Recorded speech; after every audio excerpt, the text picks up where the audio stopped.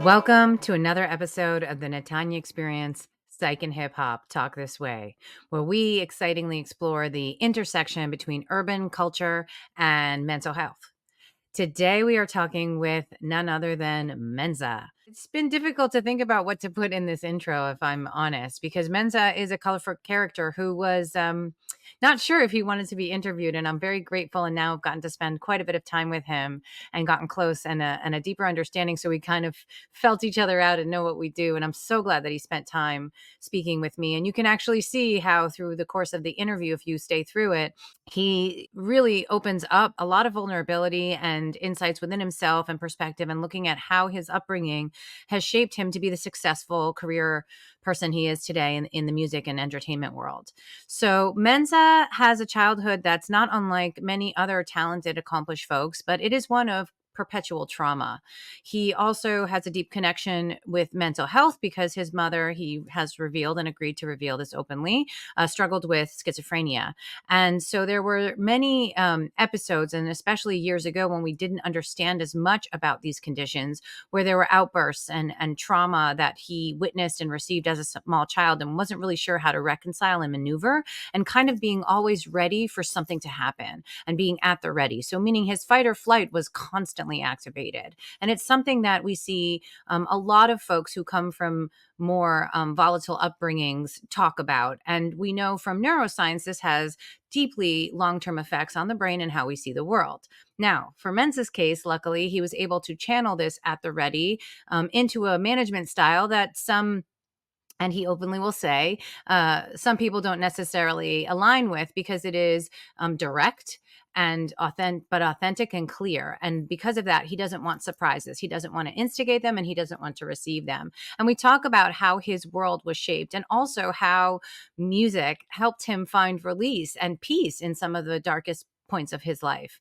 Menza has been fortunate to work with some of hip hop's legendary artists, and many of them who are also dealing with trauma, substance abuse, and the like, and the feeling of being forgotten. And he points out to us in the interview that many of these artists still live in the same environments that they came from, and really sometimes even have to withdraw from all the pressures of fame, and how some of this has left them scarred and struggling later in life. So we talk about all of these things intergenerationally and at different life stages. And it's a really interesting conversation that I think many people, whether you're a fan on the outside or an artist, can relate to.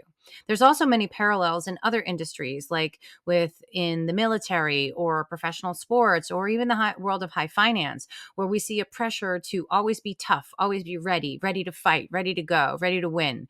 And what that can do in terms of the effect when you bring that home to relationships, to be willing to be vulnerable, or what that even looks like for you. So please stay tuned and watch this episode. I'm sure you'll learn something from it, as did I. How you doing? Good, good today. Okay, great.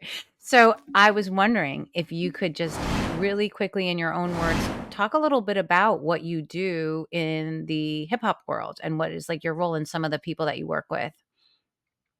So I started by finding my most favorite rapper of all time. That was my passion play.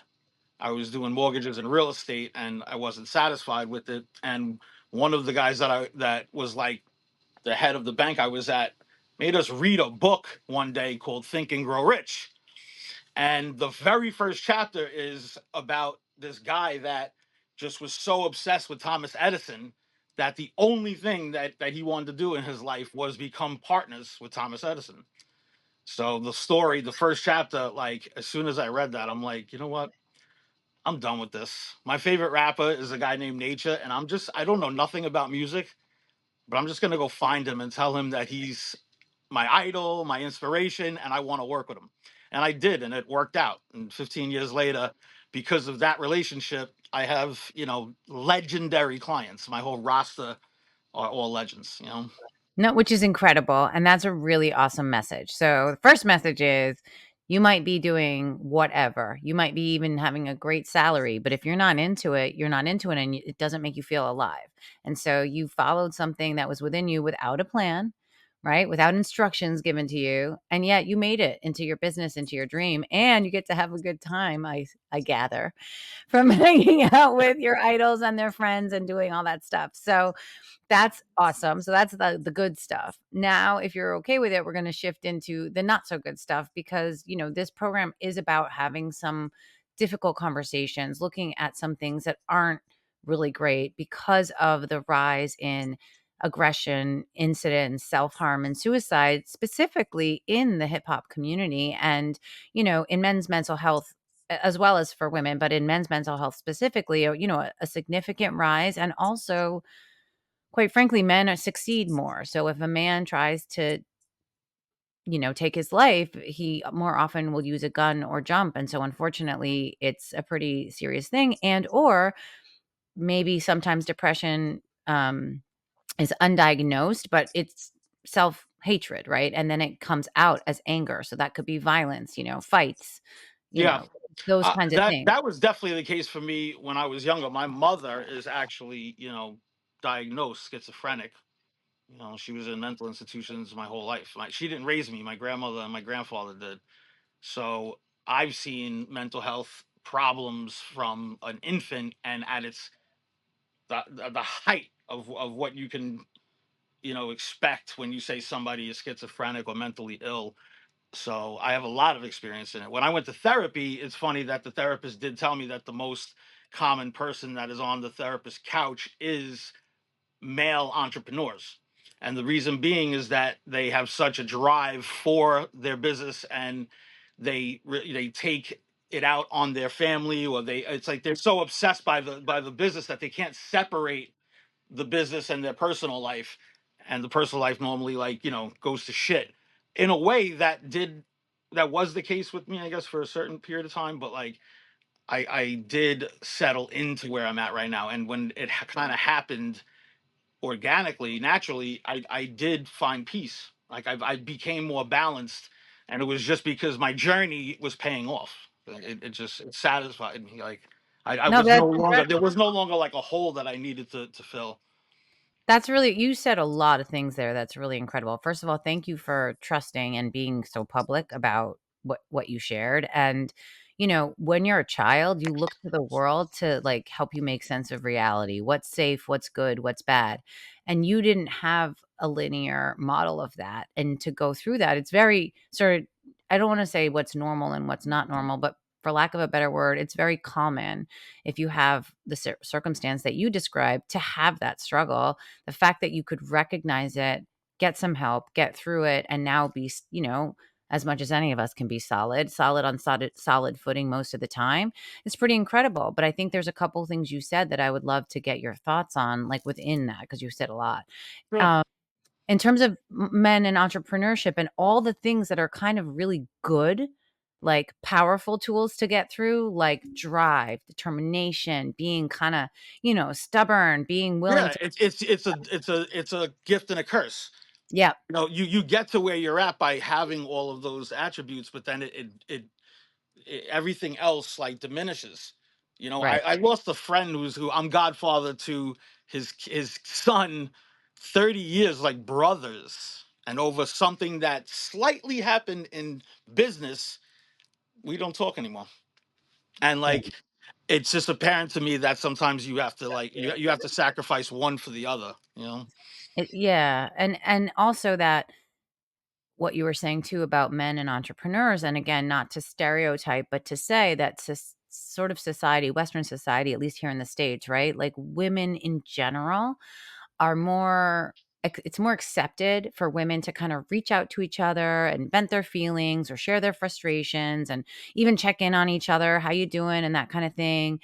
And so much of the identity, and especially in entertainment, right, for men is like, be cool, nothing bothers you, everything's fine all the time, nothing, Yeah. nothing phases you. And it's a weakness to even not only like be affected, to even indicate to anyone that you are. And so I was wondering about, since you've gone through and since you're now like openly sharing with me and this is being recorded about being in therapy and that kind of stuff, how do you feel about it now, like within your friend set? Or do you ever, if you notice somebody kind of pulling away, like do you guys talk about this stuff or is this still not talked about? I was curious. So I would say that, like, more of a, I guess, conventional person like would approach it in like a mature way when that starts to happen. But I'm still battling with the fact that, you know like, no, I'm a street person. I come from the streets. When I don't like something, it flies out of me, and then I'm confrontational. So it's like with the people that I employ, like, okay, I'm the boss and all that, and I got all these people that are all, listening to and then as soon as something doesn't go my way, I'll flip out, and then people got to make shit happen again. So it's like with that, to me, is that's the only way I know how to keep the troops in line. I can't be, this like senator. I'm more like a general. You know what I mean? But do you feel like that's serving you? Or you're like, "Well, that's all I know, so that's how it is," or do you ever feel like sometimes, "I wish there was some other way?" I don't know, like, has anyone I reacted think to you that it just poorly? I truly believe that it's based on that person's background. If I was an Ivy League graduate with the perfect family and I had the model everything, yes, I could do it that way, and then people would listen or follow. But when they know like of me, or they see how I am, they see how I run shit, like, then it becomes to where, it is more. And listen, in hip hop, it's very much the street element. So if I was walking around like the college grad, I would not get my You results. wouldn't have respect. Correct. Yeah. I mean, And that's then fair. Like, you can with say, like, "No one yeah. would respect me if I did it that way," and I that's fair. I'm just asking you to, like, say it so that other Yeah, people can hear that it. I mean, that is the case, and I've just my whole life have been a leader, and been and But a and leader because of standing your ground, a leader because you're like, "This is how it has to be, and if it's not, you're gonna make well, it yeah, known." based on, because I think that when you are as determined as an entrepreneur needs to be, you have to have some sort of like pain that that's what your aggression is for. That's what you're determined to get to. And that's like a lot of people that grow up in the standard household. They don't have that. The mother and father is so like, I always say, my life, it did suck when I was a kid, no doubt, but I never had that, like, I have to make my parents proud, so I can't go and do some other shit that So I you want to set go and the do. expectations for yourself. They weren't put That's it. upon you. So That's it. That's why I've been getting money you since I was also set your 13. boundaries for yourself in Yes, ways that maybe, like you said, some other people in conventional society might not, align with because they that. got to listen to their mom or dad, and Or, they got to go to or they college would get to in be. trouble if they got in a fight, you know? Yes, Right? yes, I'm just yes, saying examples, right? Like, yes. Or get arrested at 17 and all that. Yes. well, Mhm. I Yeah. was, yeah. We were talking to some other folks who, um, get sort of their family shun them when they got arrested or something happened, even if it was Well, like one so here off. you go. Here's another thing. I get arrested with my cousin, my blood cousin, and because he's and my aunt and my uncle raised him like the little prince. When he got arrested, my aunt stopped talking to me because she blamed me. So when Yeah. she became mature to try and mend it with me, I don't give a shit. That was 20 years ago. I'll never speak to her ever again. Like, it's just the way that I am. It's like, you shunned So me because you're a it's little pretty prince. black and white. Yeah, I know, I yeah, hear you. Well, we can yeah. come back to that another time, but No, that's that fine. doesn't. But I understand. I mean, I really Yeah, do, and there's no judgment in any of it. I'm just asking you to explain it so that other people can, like, get your point of view and everything. yeah. But, like, for those younger guys coming up, or even Mhm. those who came up that are a little older than you, when a time when, like, nobody talked about this stuff, do you Yeah. see anybody talking about, like, challenges? And I don't even mean the word depression. I don't even know if you call it that in a different way, but, like, is it still kind of like, if you act like you're affected, you're weak? Like, is that a stereotype that's still pretty true now, would you say? I would say that for sure nowadays it's way more accepted. Even guys telling each other that they love each other. We never did that back in the day. Or And hugging? and if you did, a hug was a little bit even more accepted than now. Like a lot of men tell their boy, or I love you, bro. Hit you back. Like, we never did that back in the day. If you did that, you were looked at like, "Yo, what the fuck is you talking about? Like, you what? Like, you're Well, I bugging." mean, isn't that something? Because I It mean, the is. That is the development for sure. I mean, yeah. there's no doubt that kids coming up are way more softer now than ever before. I mean, they're just softies. These kids, like, Well, that's they're true. the Yeah, women are and like that's a men. bad so it's a good and a bad, right? So in Yeah, some ways, because we talk about this a lot, like when the parents you were hinting at it, right? When the parents are you can use the cliche term like helicopter, tiger, or whatever you wanna call it, but the parents are basically removing a lot of obstacles for the kid, right? Like, they're making it safe all the time, and the child doesn't always develop their own ability to, like, navigate through a bad thing because their parents took care of all their problems for them.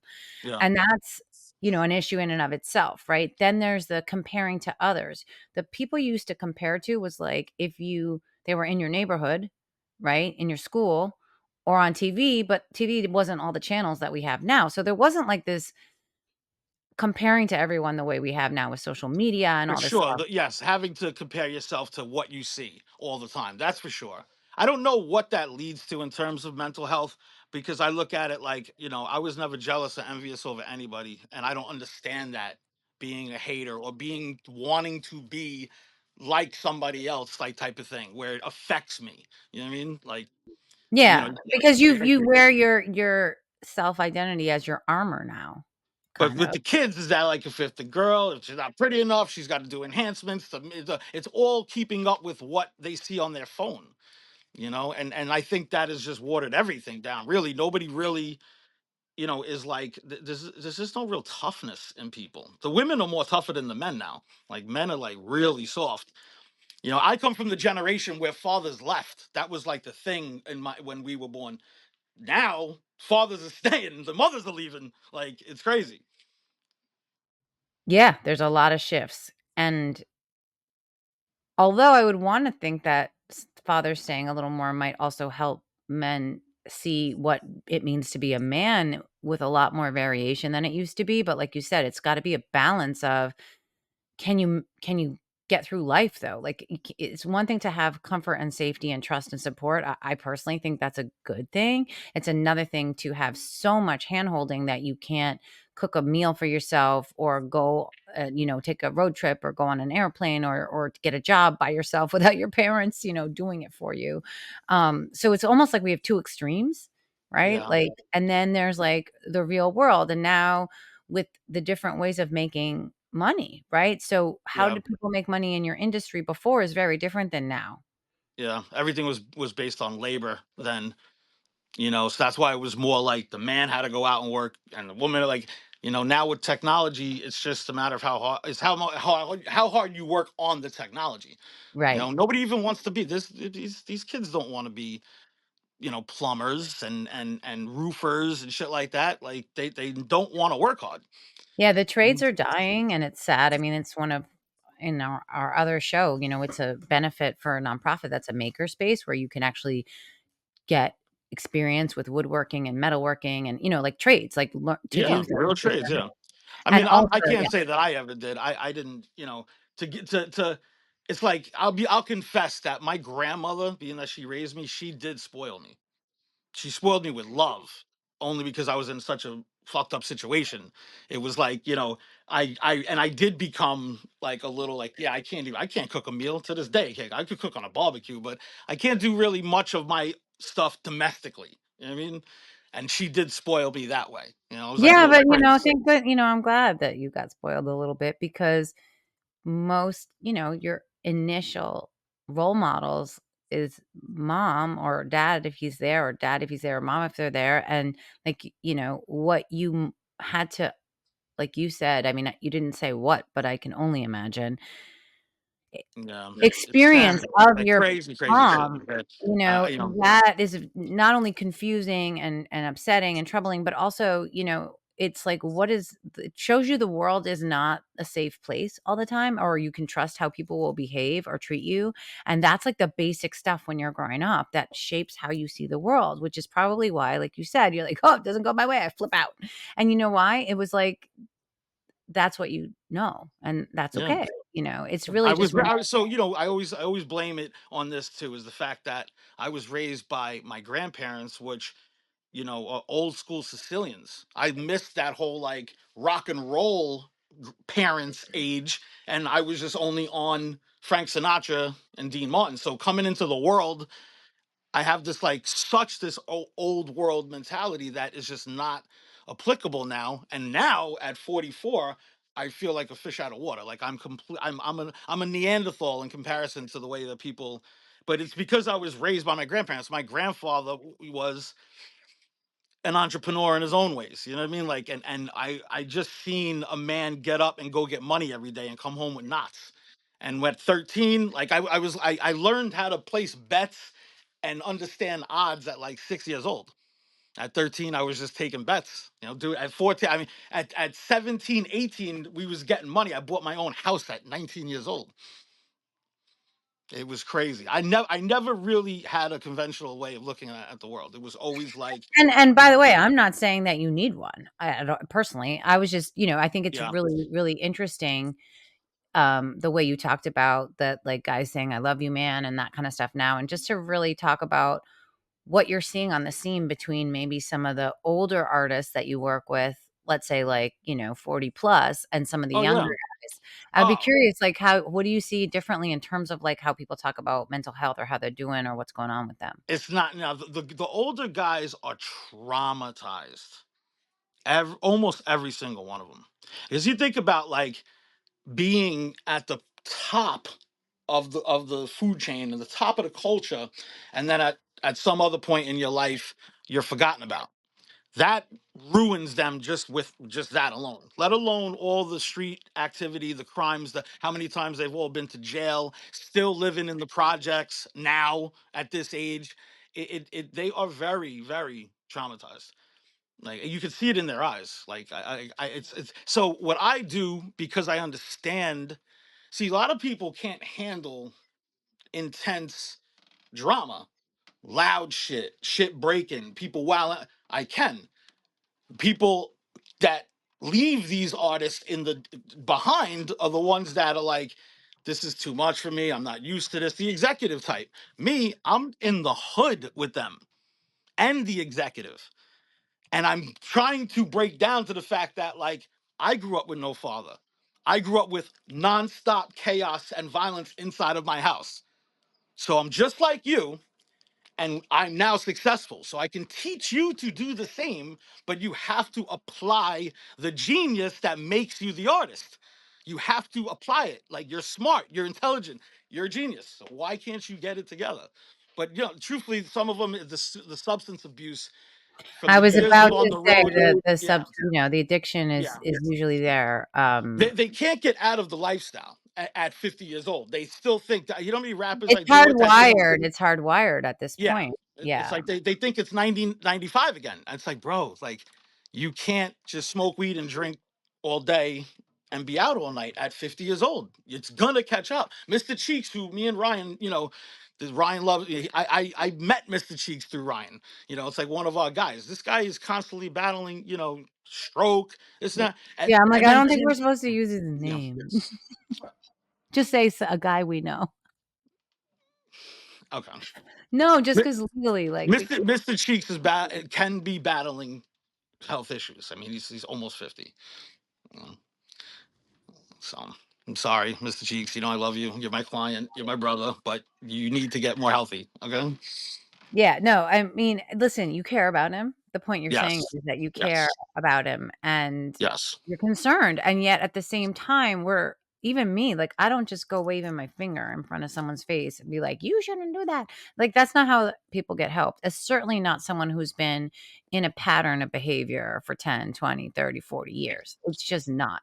Yeah. It's much more easier said than done, and I think you were even talking about right before we were, like, kinda recording about and I don't know if you were joking or serious about doing, like talking about all the things from AA and NA and all the chaos of what this crazy stories that people share and some things that people get into. And I don't mean for the sake of, oh, it's crazy cool or whatever. I mean, the fact is that it goes hand in hand, like mental wellness and substances, and then a lack of foundation and a lack of support, they all go together, right? So, Yeah. like, For you sure. have all those things and you came up in the world at a time when, like you said, nobody said, "I love you, man." Nobody, like, put their hands on, no one said, "Hey, how you doing, man?" Like, or if you went and got, like, into a, a bad way, or maybe you're, like, passing out or whatever, like, checking in on each other, or being like, "Hey, maybe you should get some help." Like, it wasn't even nobody's it was actually, like, worse to say something,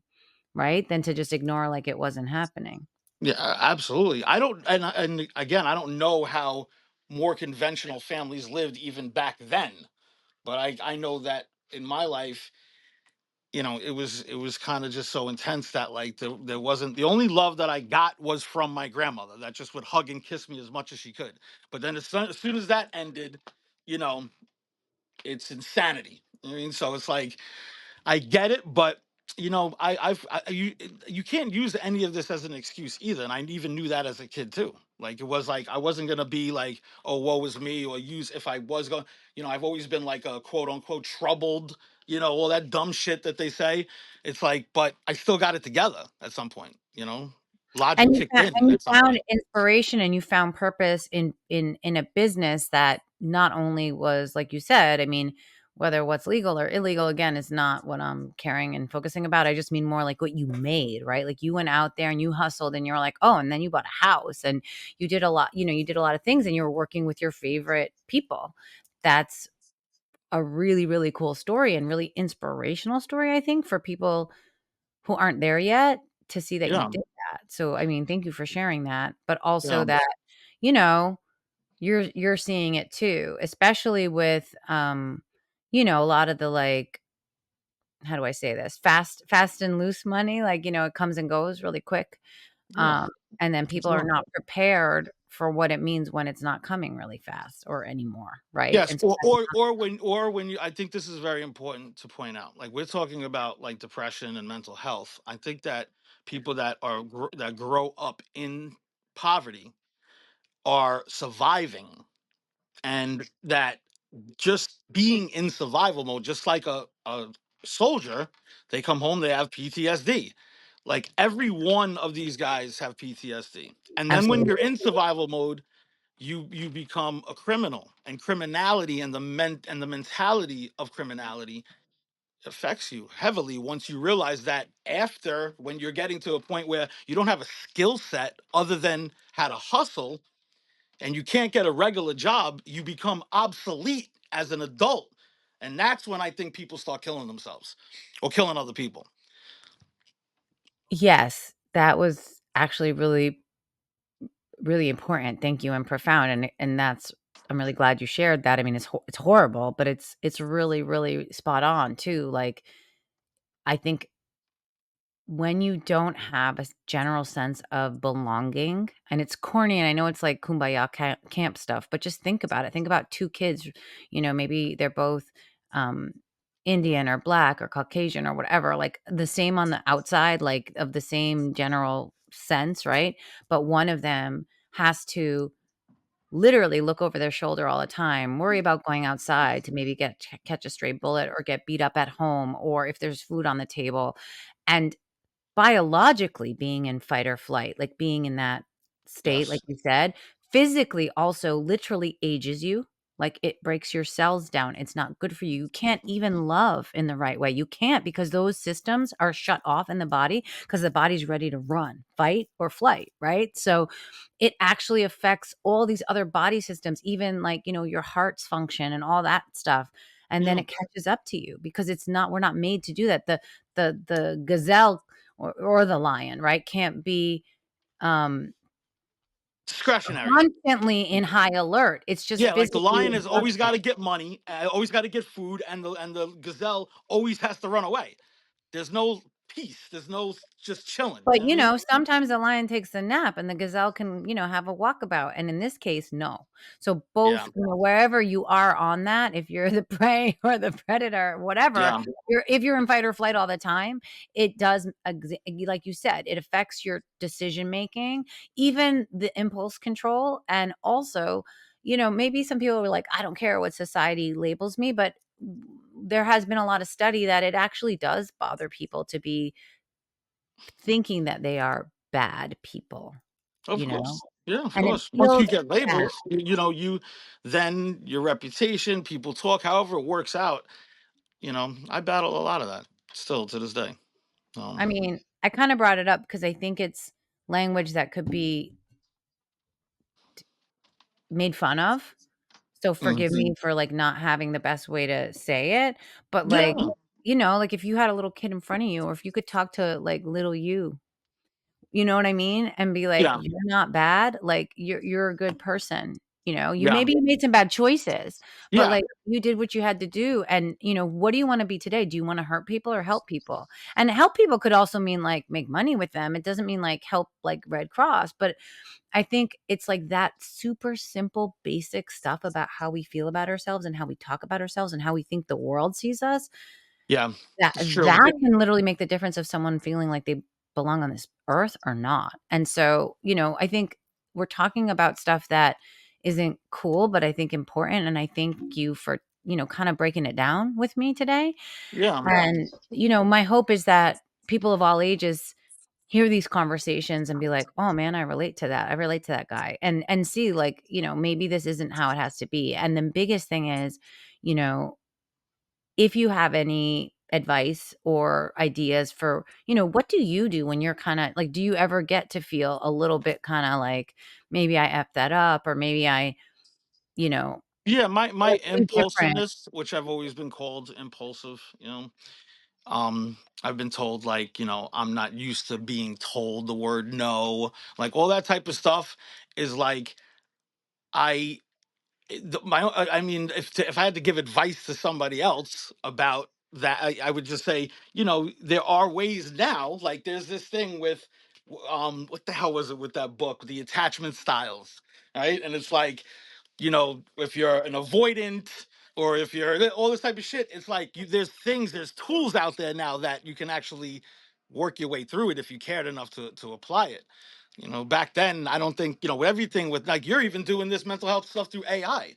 So it's like whoever thought that that would be possible. You know what I mean? It's like, so I think if you Well, the want to reason the get reason we better, do that is yeah, to, like, help it be anonymous for people who don't necessarily feel comfortable to make sure that it's 24/7. So, you know what I yeah, mean? So that, like, there's just not enough therapists and social workers. There's people who don't have resources to get, like, a real therapist potentially, and or they don't feel like they can trust them for whatever reason. Maybe it's a class or a race or a gender thing or what have you, and I wanna respect that, like, I don't want that to be a barrier. I want yeah. anyone who needs some help to be able to have it. And so I will say one little thing I always have to say is if you are listening to this, there is a national free hotline, 988. You can dial on your phone at any time and speak to someone. It's anonymous, whether it's like a suicide moment or self harm or just, you're struggling to please call that number because everybody matters, all of us. Even Mr. Menza here would probably agree with me to say, like, it's better to be here and work through your shit than, keep it to yourself and then take it out on yourself. And I think we probably agree on that one, even though I One of didn't. my very good friends' brother just committed suicide right before Christmas, and it was a an ongoing thing that it was like he was clearly telling everybody like I don't want to live anymore. And as much as people then and they applied themselves to him, like his brother was at his every day doing anything he could do, and it took 9 months since the beginning of all the episodes to when he finally just had enough alone time to do it. But it's like you can't just sit with the guy every minute of his life, in and out of the hospital. He's running out of the hospital because he doesn't want to stay there. They put him in a car. You stop at a light, he runs out of the car. Like if you're trying so hard to stop somebody from committing suicide and they just have it their mind set on it, I don't know what else to do. You can't lock them up. Yeah, I mean, that's a big one. Have some I want to be clear, like I'm not currently a licensed therapist. I'm not a medical doctor. My personal opinion there is very generic. So again, not appropriate to like say what could be done, but I'm sorry that happened. I think some of the challenges and also why I didn't stay in the traditional therapy route um, is because I think it's talking isn't the only thing. And so, like what you were saying about finding your purpose, I think that's the answer. Finding something that actually makes you feel alive and what makes you want to go towards it. That's what's important, not necessarily. personally. That's what makes So me cool. even when I have my friends, my own cousin who owns 5 pizzerias and has enough money to do whatever he wants to do, it is miserable and depressed. And I said to him, and I tell everybody this: this is the advice for the world. If you can't identify with a passion, you're never going to be happy. Yeah. And then If you're it's a just hole. selling pizza You and said it making half a before, million filling dollars a the year, hole. Yeah. yes, it's like, and there's going to be a hole. And and the biggest problem is if you actually can't identify with the passion. When so many people say, I don't know what I love, I don't know what I'm passionate about, I don't know what I would do if I could just do anything. Well, that's a problem. You have to figure that out. Yeah, I was just at an event in Brooklyn 2 days ago, and, there were a lot of people talking about who came from a lot of dark places, a lot of, abuse, abandonment, all kinds of, all walks of life people. And, a theme that came up a bunch was you remember when you were a kid, what did you wanna be when you grow up? And, like, sometimes you start there before you had judgment about, "I can't because." And I don't Yes. mean like when it was fire truck, I would say maybe fireman or something, or dancer or CEO or realtor or whatever, or football player or whatever your thing is. But what was it that if you like close your eyes and think about, and sometimes we start there, like, why did you like that? What gave you that idea? Did you see something on TV? Did someone come to your neighborhood and you're like, ooh, that's cool? Like, sometimes we just have to start, almost go back to like the beginning, the impulsive, before you can edit what you say and think about yourself or what's cool or what's not cool or what anyone else will understand. Because that's the other thing you were saying too, about sometimes when you are in a place where you've made some different choices, whether that be not to be heavily into drugs or not to party with a certain group of people or not to do something with your money. Sometimes people in that life don't accept that you don't want to do that anymore. And then you have to like have different friends, and, you know, there's a lot of things there that are not. I'm a living example. Like it's just exact like it is the way that it is. You have to evolve. You can't if all you were doing was, debauchery, pollution, it's like you're so used to it that to try and change, you have to change your whole life. It's not And it easy. feels big, and it feels big, and it also starts from a place of feeling like you're bad, right? The first level of all that is there's something wrong with me and I'm bad. Yeah, When you I'm come out, jaded. um, Yeah. so yeah, I mean, I so it's say that not. all the time. I do say that all the time. I'm jaded. Like some people think, like even when we were talking about before with my impulsiveness running the business, I've scared off plenty of people in my business. The people that'll tell my other partner, who's the opposite of me, that I can't with your partner, man. He's too aggressive. He's too this. He's like, and then I've lost plenty of people throughout the years. But the best part about it is that the guys that I have with me are so vetted and conditioned.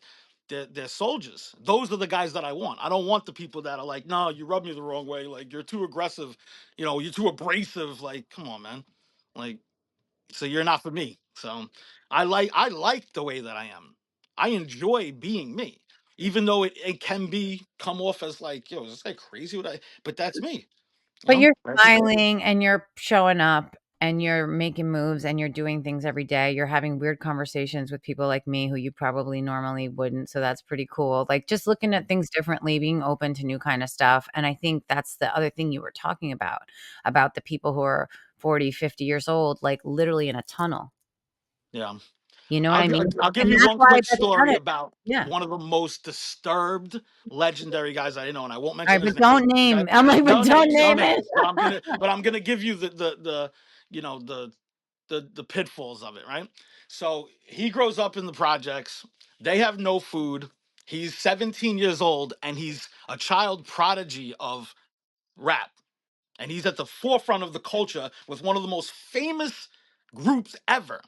But because there's no food in the house and his mother and his sister's starving, he goes into like a Pudgy's chicken, a Church's chicken, one of those places, and there's a box of chicken that's just sitting there for the person that's supposed to eat it, and he grabs the box of chicken, runs out of the place, and trips and falls and gets arrested at 17. Loses his deal with the biggest group at the time, goes to jail, And in his Goes to jail over stealing chicken? yeah, he's a black guy stealing anything in 1988. You know what I mean? Just the way it happened. He had to do 18 months or 2 years, whatever it was, for stealing. You know what I mean? But what put him through when he went to the penitentiary to come out, it he lost all his opportunity. I mean, look, he still became a legend even after that, which is great. But it ruined him mentally, and to this day he's one of the most difficult people that I have to deal with, who's a genius and a legend, and I will never leave him. I don't care what type of insanity he puts me through, and What people will be kind of like, "Yo, world, like, what how do you rationalize the world when your mother and sister are starving, you know? That's one level of having to, and that's at 17, goodness knows all the things before that, for that he sure." had to see. And then to just try and get them fed and have the world turn against him in that Yeah, he way. didn't stick up the place. He stole a box of chicken. Like it was like so to even hear that, when we talk about like just the way the judicial system is and all the point is that at 50 years old, he's a living legend and he is so disturbed. I said, I'll never not Because he be was there for like him. you said, it's PTSD, it's abuse, it's constant, um, living in a sort of rational world in an irrational situation where you have to literally, like, be in war, for lack of a better word, It's war. and It's it. It's just it I is what it is. went out and then, like, memorize your times tables, like, you can't do both things, it's just not possible.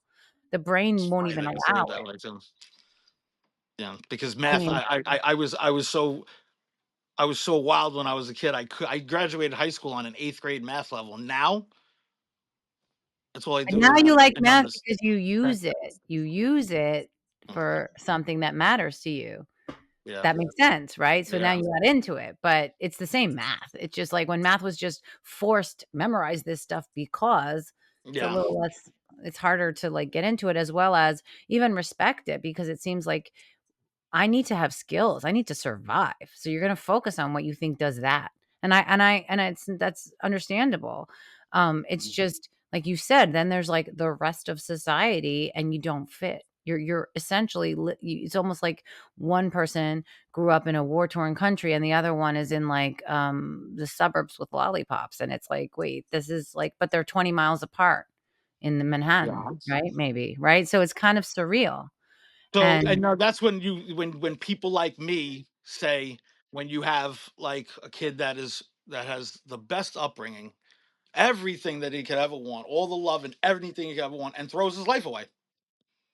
You know, that's the part that like what I would have done to have my father there, like to watch me even play a sport, and then you got these kids that the father's with him every minute doing everything for like you're trying to and then the kid's like, yeah, no, fuck it, I'm gonna go do this. So I'm gonna like it's like I look at that sometimes and I'm like, yo, you don't even understand like not having that. You don't know the feeling. You know what I mean?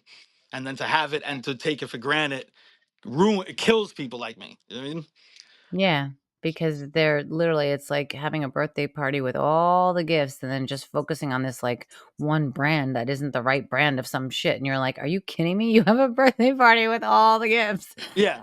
And they don't see that they have that too, I that's the thing, that yes, no and gratitude like and too, for it. like to let drugs like completely, I mean, look, I've always had a good time, but like to allow it to kind of just bring you to a point where you can never return, or you have to go to jail in order to get I like that was another thing I just don't, and especially when you have all the means for it too. Like, what is you doing drugs for when your mother and father showed you all the love you ever needed and you have anything you ever needed? What are you taking out on this substance for? Like, why can't you just think normal and rational? I don't know. That's the part of mental health that just boggles me. I look at it like you normally should be scarred or jaded when you grow up in hell. If you don't, what are you scarred or jaded for? I don't. I just that part doesn't connect with me. No, that's fair, but I I think we're coming up on time, but I think, Okay. this was really Yeah, it was great talking to you. I mean, it was I really appreciate the good. You conversation. shared a lot of really, things that just, I can't talk about with authenticity in the way you can, so thank you. I'm trying to kinda get these conversations in front of people like you and people like me to get things to be looked at with normal, to get resources, to get people to care, to get people to be a little kinder and a little gentler before they judge someone because they don't know their life, and to get Yeah. more people to feel like they're less alone, especially, those who, you know, would maybe otherwise not even admit that something was wrong as well, let alone get some help for it. So thank you for doing this with me today. You're I welcome. really appreciate This it. was And this was I enjoyed this. I feel like I went to therapy. I did therapy today. well, like I said, I'm not gonna therapize you, but I appreciate that you were so so raw about it because it's like that's what I'm trying to do is get people to have a real conversation, and maybe people who wouldn't otherwise see it and hear it to start understanding what we need to do, get resources behind people so that they can be okay because this is not right. It's not right. So thank you. Yeah. You're welcome. At the Natanya Experience, we believe we can all rise above challenges, heal, and shine together. And so we give big thanks to our amazing partners who share our vision of universal health and happiness.